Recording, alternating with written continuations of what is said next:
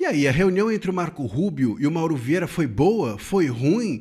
A negociação avançou? Não avançou? Nós devemos acreditar na nota conjunta positiva que foi feita entre Brasil e Estados Unidos?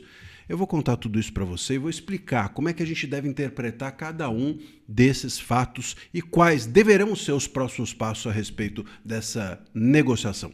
Eu sou André Marcília, advogado, professor de Direito Constitucional, e já peço a vocês que curtam o vídeo, compartilhem, deixem o seu comentário, depois feche o chat e clique no joinha. Assim o algoritmo entende que o conteúdo é relevante e o distribui para mais gente. Você ajuda aqui a nossa comunidade a crescer. Vamos crescer juntos. Isso tem sido muito legal.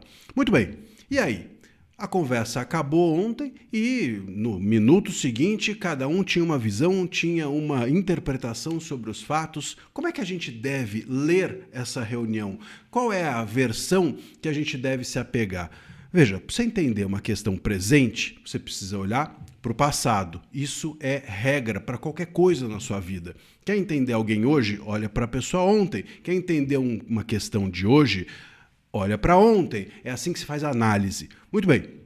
Se a gente olhar para ontem, a gente vai ver alguns fatos importantes sobre essa reunião. Primeiro, o Marco Rubio ser o intermediário. O Marco Rubio não é uma pessoa do comércio, ele não é o representante comercial dos Estados Unidos, ele é o representante político e uma pessoa muito preocupada com o estado dos regimes totalitários aqui na América Latina em razão da sua ascendência cubana, que é um país, obviamente, tomado por ditadura. Então, assim, dentro desse contexto, o Marco Rubio está envolvido nessa negociação, já mostra que a questão aqui não é tarifa comercial. É óbvio, ele nem é uma pessoa hábil para fazer isso. A questão é liberdades. É disso que se trata. O Rubio estar nisso é um indício óbvio para todo mundo compreender que o que se está querendo negociar, o que os Estados Unidos estão querendo negociar é liberdade. As nossas liberdades estão em estado de putrefação. Né? A nossa opressão judicial promovida pelo STF está em estado lastimável. O caso Bolsonaro politizado preocupa os Estados Unidos. E não precisa nem ficar assim nessa interpretação sobre o Rubio. Basta ver a manifestação do Trump sobre isso. Basta ver as manifestações dos departamentos norte-americanos sobre isso. Faz 2 dias que os Estados Unidos se manifestaram explicitamente dizendo, olha, as tarifas não são apenas comerciais. Eles publicaram isso. Explicitaram isso antes até mesmo dessa reunião. Então basta isso para a gente entender que a reunião não foi sobre questões comerciais. E se não foi sobre questões comerciais, apenas não tem como ela ter ido bem, porque o Mauro Vieira não tem a moeda política necessária para negociar algo que não seja tarifa comercial. O Mauro Vieira ele não tem capacidade, ou habilidade, ou repertório nem para negociar questões comerciais. Imagina questões outras que estão nas mãos do STF. Então, por isso que a reunião não tem como ter saído bem. Foi um primeiro contato. Esse primeiro contato pode sim resultar em algum tipo de degelo entre o governo Trump e o governo brasileiro. Mas que isso é um avanço, não é, porque a moeda negocial é liberdades e STF. E essa moeda o Mauro Vieira não tem na mão. É disso que se trata, é só olhar para ontem que a gente vai entender hoje. Alguém me dirá, tá, mas e essa nota conjunta que saiu entre Brasil e Estados Unidos dizendo que foi positiva? Gente, nota conjunta entre países, num caso como esse, não tem uma função de informar resultado.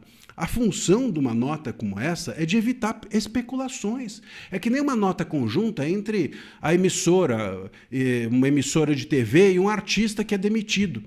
Olha, aqui a decisão foi entre ambas as partes, todos estamos bem e felizes, ele seguirá novos caminhos e novos rumos, tem novos objetivos a serem traçados. Você acredita nisso? É óbvio que não. A função de uma nota dessa não é informar o resultado, informar o que aconteceu de verdade, é evitar especulação, é evitar que alguém bata na porta. Quando alguém bater na porta da emissora, a emissora vai falar, já me manifestei. Quando alguém bater na porta do artista, ele vai falar, já me manifestei.